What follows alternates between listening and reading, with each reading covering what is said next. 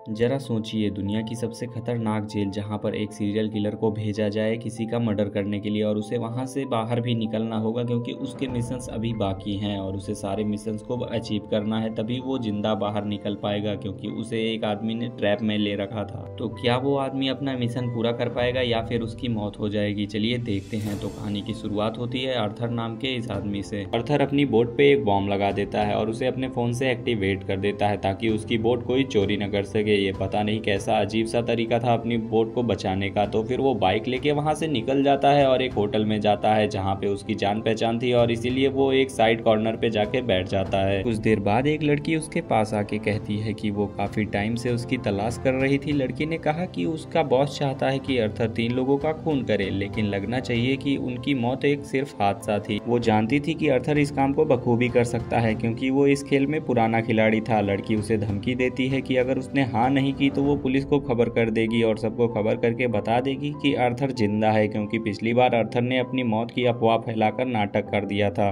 तभी अर्थर ने नोटिस किया कि इस लड़की के साथ कुछ और भी लोग थे। वो लोग उसे ही देख रहे थे और फिर अर्थर अचानक अपना फोन निकालकर लड़की की तस्वीर ले लेता है। जैसे ही लड़की गन निकालने की कोशिश करती है तो अर्थर उस पे हमला कर देता है। यह देखकर लड़की के साथ ही अर्थर पर टूट पड़ते हैं, लेकिन अर्थर ने एक एक करके सबको धूल चटा दी। इतने में ही अर्थर ने देखा कि और भी कुछ गुंडे उसकी तरफ आ रहे थे उसे पकड़ने के लिए। इसीलिए वो दीवार से कूदकर एक केबल कार पर लटक जाता है। उस लड़की ने अपने साथियों के साथ अर्थर का पीछा किया और केबल कार में घुस गई। वो अर्थर को अंदर ढूंढ रही थी पर वो तो छत के ऊपर था। लड़की ने छत पर बंदूक चला दी, लेकिन अर्थर ऐन वक्त पर कूद गया और एक पैराशूट पर गिर गया जिससे वो अब बच चुका था। और वो अपनी बोट के पास जब रात के समय में जाता है तब वो देखता है कि 2 लोग पहले से ही उसकी तलाशी करने के लिए उसकी बोट में घुसे थे। उसने बिना समय गंवाए अपना फोन निकाला और बोट पर धमाका कर दिया। इसके बाद वो ढेर सारे कंटेनर के पास पहुंचता है जहां पर उसने एक डब्बे में अपना सारा सामान रखा था और वो अपने पासपोर्ट और बाकी सारे कागज को जला देता है। और फिर अर्थर थाईलैंड के एक टापू पर गया जहां वो एक लड़की से मिलता है जिसे वो पहले से ही जानता था।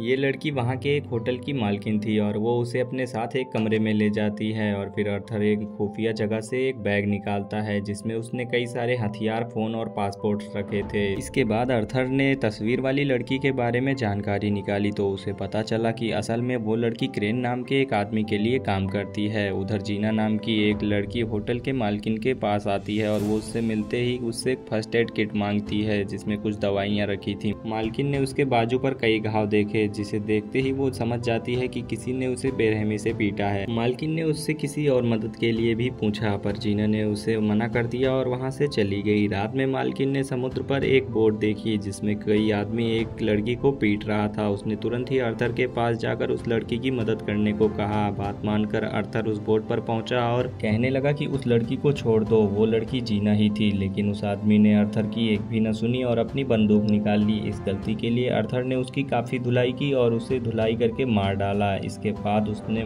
मालकिन से जीना को लेकर होटल जाने को कहा और जब उसने बोट की तलाशी ली और छानबीन की तो उसे जीना का पासपोर्ट और फोन मिला जिसमें अर्थर की तस्वीर थी। आखिरकार उसने बोट को धमाके से उड़ा दिया और होटल वापस आया और उस लड़की से पूछने लगा कि आखिर उसकी तस्वीर उसके फोन में क्या कर रही है। उसने जीना से साफ साफ पूछा कि क्या वो क्रेन के लिए काम करती है। जीना ने सहमी आवाज में उसे बताया कि क्रेन ने उसे धमका रखा है। बोट पर जो कुछ भी हुआ वो क्रेन के प्लान का ही हिस्सा था ताकि जीना अर्थर से मिल सके। जीना ने बताया कि दरअसल मेरा काम तो सिर्फ इतना था कि मुझे तुमसे मिलकर एक नंबर पर कॉल करना था। इसके बाद मेरा सारा काम खत्म। इसके बाद अर्थर ने पता लगाया कि जीना अनाथ बच्चों को पालती है जिनकी तस्करी हो रही थी। क्रेन ने जीना को धमका रखा था कि अगर उसने उसका काम नहीं किया तो क्रेन उसके सभी बच्चों को मार डालेगा। अर्थर ने देखा कि एक दिन एक बोट टापू की ओर बढ़ रही है जिसमें बहुत से आदमी हैं जिन्होंने बोट से टापू पर नजर रखी थी। अर्थर ने जीना से कहा कि तुम्हें मेरे साथ दोस्ती का नाटक करना होगा ताकि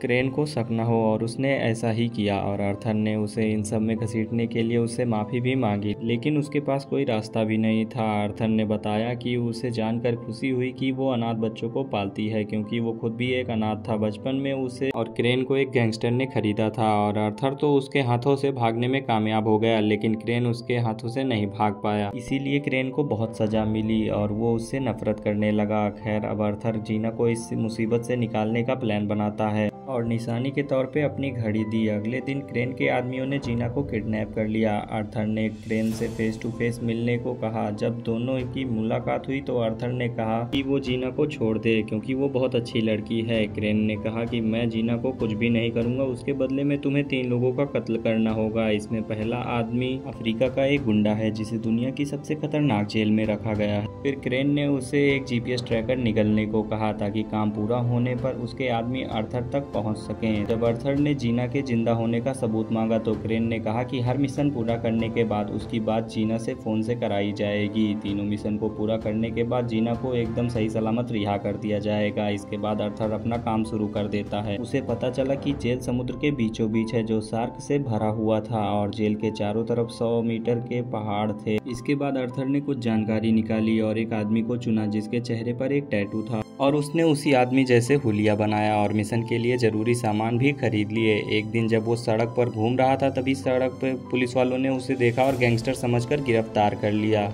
जेल में उसने देखा कि उसका शिकार तो हर समय अपने साथ 4-5 लोगों को लेके चलता है। उसे एक कैदी ने बताया कि इस आदमी का नाम क्रिल है, उसने लाइबेरिया देश के एक राष्ट्रपति का खून कर दिया था। अब तक कई कैदी ने उसे मारने की कोशिश की पर कोई उसे मार नहीं सका। अगली बार जब क्रिल पे फिर से हमला हुआ तब आर्थर ने खुद ही उसकी जान बचा ली और आर्थर का शुक्रिया अदा करने के लिए क्रिल उसके पास आया और उसे अपने साथ खाने पर भी बुलाया। आर्थर उससे मिलने गया और क्रिल की जान ले ली और सबको ये लग रहा था कि क्रिल की जान जहरीले खाने से गई है। और यहाँ पर आर्थर तुरंत ही जेल की दीवार के पास जाता है और उसमें एक धमाका करता है जिससे दीवार में एक बड़ा सा छेद हो जाता है और अपने शरीर पे कुछ ऐसा स्प्रे लगाता है जिसकी वजह से शार्क उसके पास ना आए।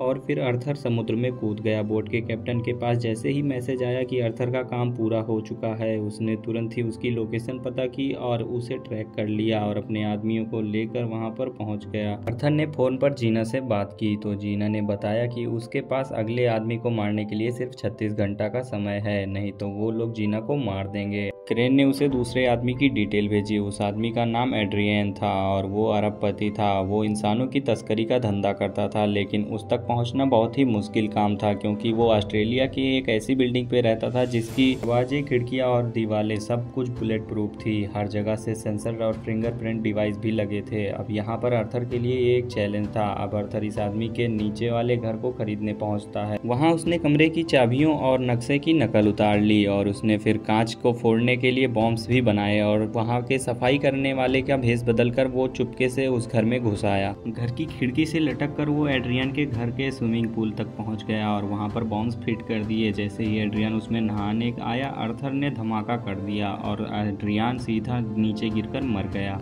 अब फिर से आर्थर को जीना का कॉल आया पर इस बार उसने चालाकी से बोट का नंबर दिखा दिया जिस पर वो कैद थी। आर्थर हेलीकॉप्टर से उसे बचाने पहुंचा और कई गुंडों को मार गिराया लेकिन अफसोस कुछ देर बाद वो पकड़ा गया और क्रेन ने उसे धमकाते हुए कहा कि इस बार तो मैं माफ कर दे रहा हूँ पर अगली बार जीना भी मारी जाएगी और उसकी मौत के जिम्मेदार सिर्फ तुम होगे। अब आर्थर को आखिरी मिशन फिर भेजा जा रहा था जहाँ पर उसे अमेरिका में रहने वाले मैक्स नाम के एक आदमी को मारना था। वो एक ऐसी बिल्डिंग पर छिपा था जो कि एक पहाड़ के ऊपर बनी थी और वहाँ पर सबमरीन का कारखाना था। इन सबमरीन में बड़ी बड़ी मिसाइल छिपाई गई थी। वहाँ खुफिया तरीके से कोई भी अंदर नहीं जा सकता था। जो भी वहाँ जाने की कोशिश करता तो उसे मार दिया जाता। इसके बाद आर्थर को इस काम के लिए उसे 48 घंटे का समय मिलता है। उसे खबर मिलती है कि मैक्स ने हेलीकॉप्टर मंगवाया है, इसलिए वो हेलीकॉप्टर के नीचे छिप के जाने का प्लान बनाता है। उसकी तरकीब काम कर जाती है, इसीलिए वो बिल्डिंग के सारे कैमरों को जाम कर देता है और चारों ओर हड़कंप मच गया और मैक्स के बॉडीगार्ड उसे खास कमरे में ले जाने लगे। हालांकि अपना हीरो तो वहां पर पहले से ही मौजूद था। अब वो मैक्स के साथ हाथ मिला लेता है और मैक्स को मारने का नाटक करता है ताकि क्रेन को शक न हो और वो उसे चकमा दे सके। उन्होंने प्लान के मुताबिक मरने का नाटक किया और जैसे ही वहां धमाका हुआ आर्थर उसे बचाकर एक टापू पे ले आया। फिर आर्थर ने क्रेन को कॉल करके कहा जीना को छोड़ दो, लेकिन क्रेन ने कहा कि पहले मुझे मैक्स की लाश देखनी है। अब आर्थर अपने प्लान को फॉलो करता है और यहाँ पर उसे पता था कि अब क्रेन अपने बोट पर सिर्फ अकेला होगा या फिर कुछ गार्ड उसके साथ होंगे तो वो वहाँ पर इजीली जाकर उसे मार सकता है और वो ऐसा ही करने वाला है।